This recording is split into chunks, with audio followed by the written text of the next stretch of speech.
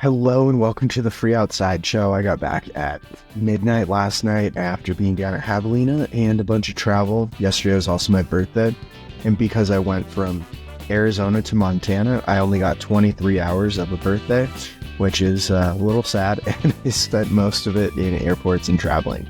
No big deal.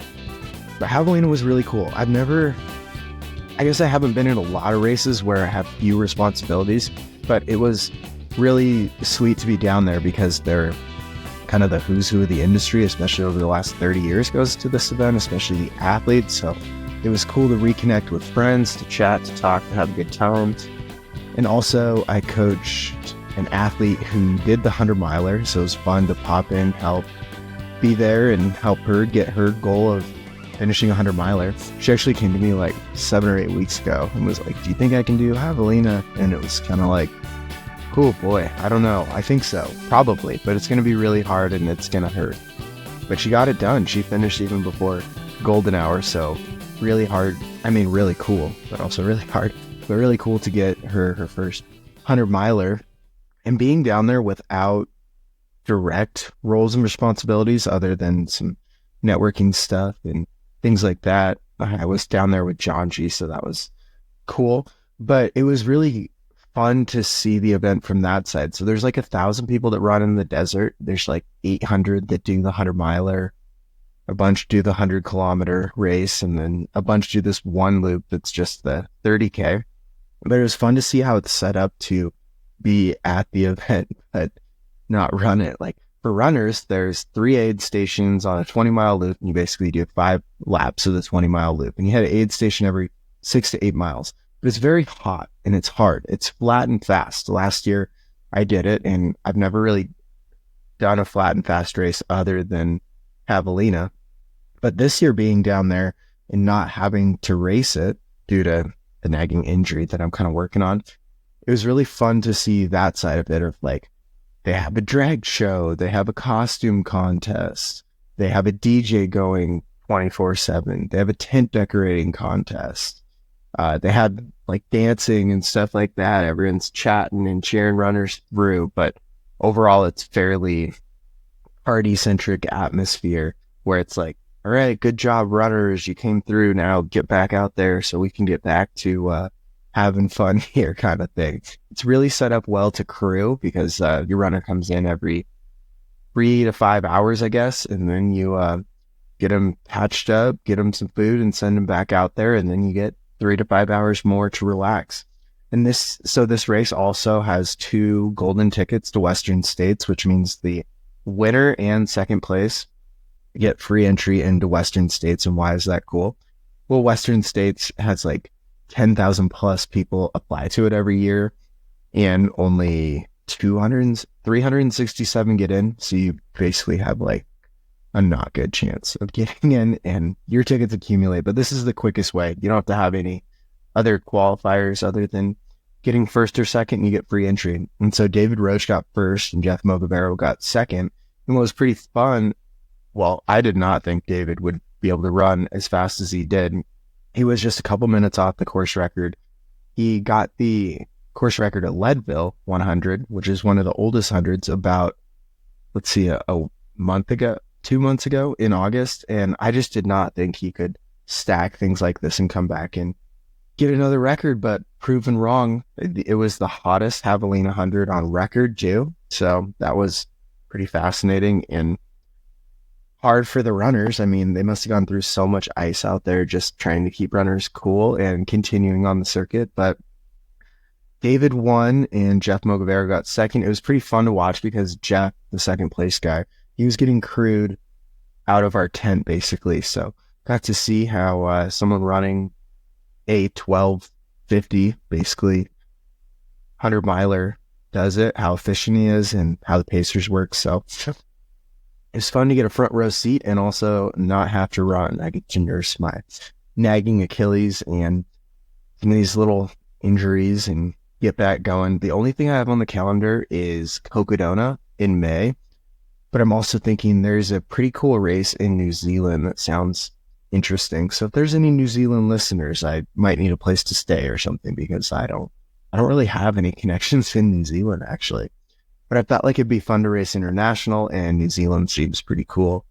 So that might be the plan. But for now, entering the off season, taking on some more athletes to coach, which will be fun, and looking at Cocodona with a couple of them as far as training. And I'm also going to be going for Cocodona as well. So that means, once again, I have October to May of pretty open and questionable, up in the air of what I want to do.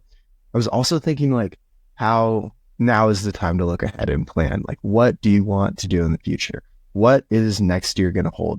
And I was thinking, I really enjoy racing if it's the right race in the community aspect. I don't think I care about cherry picking a race that I can do well at. It's more like, will I enjoy the atmosphere, the people, the style, the terrain, whatever it is, versus will I excel at it?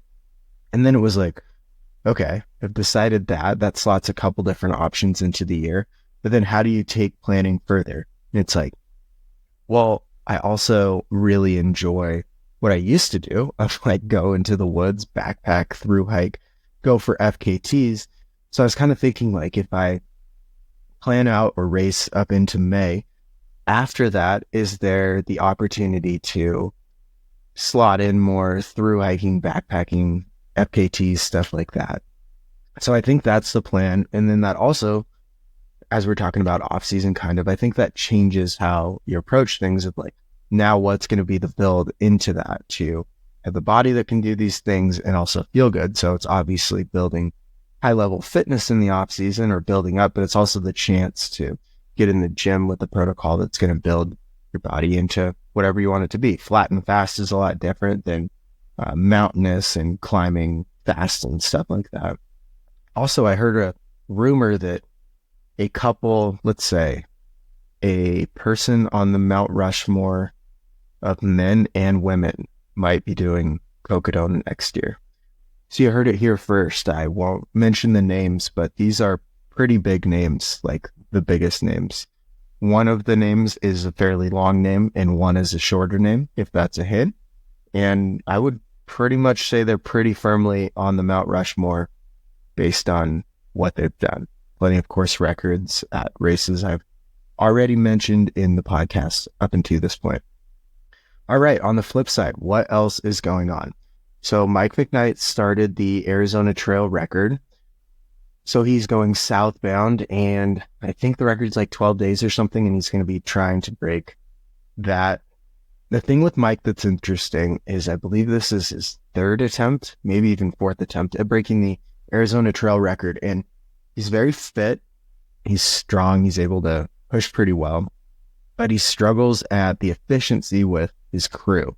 Like, how you want it to be is when you get into a crew stop and you stop.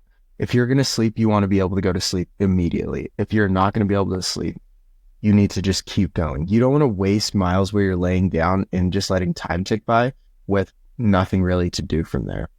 And so I think that's his biggest hurdle. Like, sometimes you would hit crew stop at 8 p.m. and not want to sleep for a while, but not want to push through the next section because it would be too late. And so he would just lay around and then eventually try to sleep when it got late. But that's wasted time. So I think the real best way to do the Arizona Trail would be, at least in a supported way, would be a hybrid method of you do like through hiking, fast packing on some of the longer mid sections so you could sleep halfway. And even your pacer can carry your pack because apparently muling is legal on these supported records. I've never done one, so that is how I think you could. So basically how it would work is you do everything normal. Maybe you have a support band and you enter a big section. Say you started at 9 p.m., but your pacer has basically a backpacking backpack with stuff for you to sleep in a tent, and they can set that up and you can go to sleep whenever you're ready. So you're not wasting time out there wandering around the desert when you should be sleeping.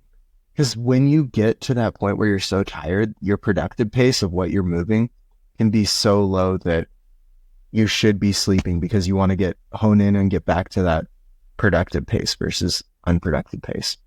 Like, you're moving so slow that the goal is getting further away. You're moving below the pace you need to average to hit your goal of the FKT.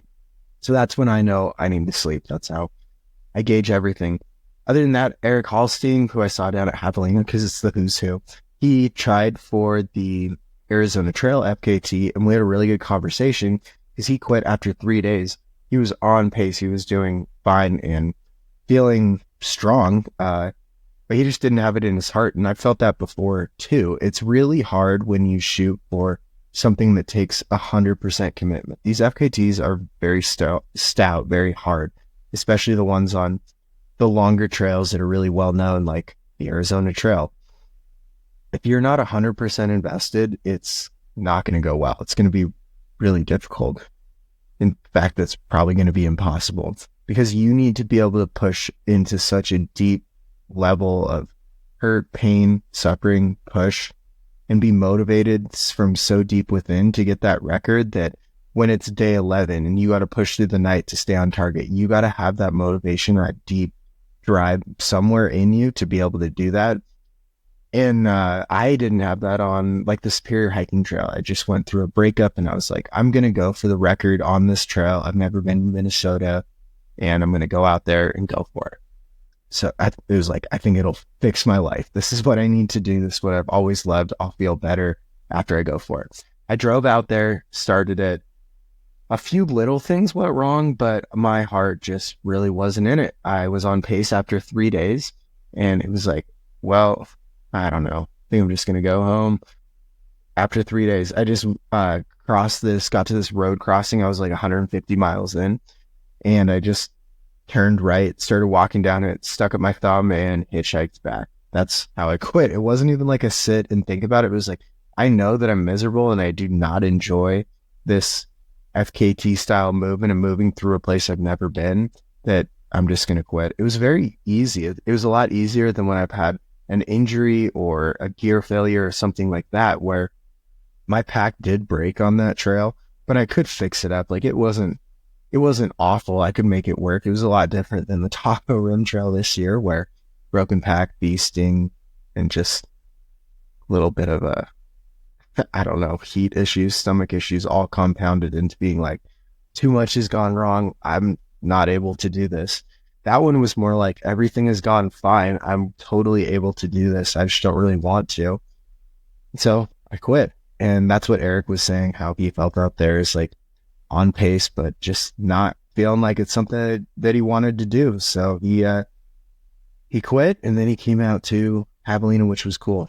And then another thing on the Arizona Trail, it's Arizona Trail season. The Arizona Trail is so interesting because you can do it in the spring and you can do it in the fall. It's like a 2-season trail where, of course, many other trails take, like the Florida Trail. That's a winter season trail. The Appalachian Trail has a massive season, but it's just 1 season. The Arizona Trail has 2 seasons because you can't really do it in the heart of the summer because it is so stinking hot. It was 100 degrees, hottest Javelina on record just this past week down there when I was down there in Phoenix. But Nick went after the FKT and he made it a few days and unfortunately could not get the FKT either. So that trail is seeing a lot of action. There's a self-supported, I think, woman going for the record right now too. So that will be interesting to follow. For those that don't know, self-supported is when you carry all your own food. Well, let's just break this down the easy way. Unsupported means you don't pick up anything along the way. You can't shop. You can't have a cache where like there's a step you put out ahead of time to pick up. You have to start with everything you're going to have and finish with all your garbage and everything. All you can get along the way when it's unsupported is water. This is what I did on the Colorado Trail. There's a movie about it. Check it out anywhere movies are sold. And then self-supported is when you can't have a crew or can't have external help pretty much, for the whole thing. But you can make use of the amenities that are available to everyone else pretty much. So what this means is you can stop at a store and buy stuff to resupply. You can put out a cache, so basically like a bear can or something with food in it to pick up along the way. You can have planned out and set yourself up to succeed, but you can't have other people helping you along the way. And then supported, like what Mike is doing, that is when you can have a full crew. You can have pacers that are carrying all your gear and stuff along the way with you. You can have, all you have to do is cover the miles yourself. Someone can carry your stuff. Everything else, they just can't carry you. You have to cover it. So those are the three phases of the Arizona Trail. Anish, Heather Anderson, who has records on the Pacific Crest Trail and the Appalachian Trail, actually set the unsupported FKT. For those who don't know, FKT means trail record. She set that record unsupported back in the spring because Arizona Trail season. All right, that is kind of what's going on. Jumping back into the ultra side, it's pretty interesting now what it means for David Roach winning Javelina 100, which is fairly prestigious and good race, and also Leadville and setting the course record there, and where that puts him in the Ultra Runner of the Year. So they vote on these awards just like every industry, and like, where is he going to stack up against the other people who accomplish things? And I think the only other main competition this year is probably Hayden Hawks, who won, it's called CCC, which is the 100-kilometer, basically world championship that's in France every year. He also won and set the record at Black Canyon, which is another one of those course record. Well, it's not a course record. I'm very tired. I didn't sleep for like 44 hours while in Phoenix. I went to Arizona to not sleep, apparently. But he set the course record at Black Canyon, which is another one of those golden ticket races. And then he got third, I think, at Western States. So he had a very well-rounded year. And I think David Roach's argument only involves 2 races and 1 course record. So I would say the Ultra Runner of the Year probably would go to Hayden Hawks. So I'm not even sure why a lot of people listen what avenue, aspects, styles, part of the sport makes it most intriguing or relatable for people. So let me know in the comments, or you can shoot me like an email or something. And yeah, you can always shoot over like a life advice question. But I did end up doing the live stream at Javelina. It was pretty fun. It was from like 3:30 in the morning to 5:30 in the morning or something, just sitting on, talking about running, which is extremely exciting. It was like, and here comes another one around the circle and into the finish line and back out.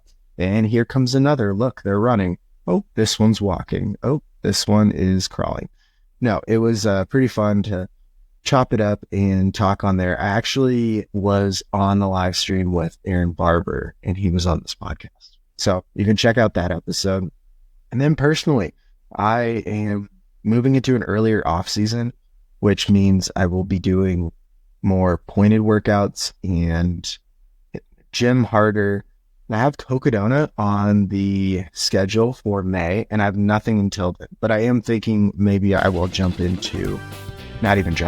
may plan to go out to Tarawera in New Zealand. I've never been out there, and it's a 100-mile race that looks really cool. So if there's any New Zealand listeners or friends of the show, let me know, because I've never been there and don't know anything about it or a place to stay or anything. But I was thinking that'd be a fun way to do something in February, which is one of the harder months to live up here in Montana.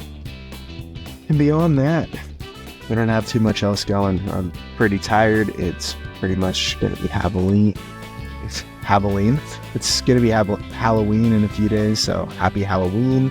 I did a podcast on the Hiker Trash Radio where we read some spooky stories to each other, and he brought this story of like, oh, my socks are gone type of spooky level, and mine was like, oh, 9 people died in an epic, probably explosion. So we were a little bit different on the levels that we were aiming at for our spooky stories, which is always fun. All right, with that, my friends, I don't have too much else to say. I value you guys as always, and we will probably have more pointed themed episodes. I am recording with some guests over the next couple weeks, so we'll have some good guest content, and that's all I got. All right. Once again, my birthday was yesterday, so thank you for wishing me happy birthday. And with that, my friends, stay elite.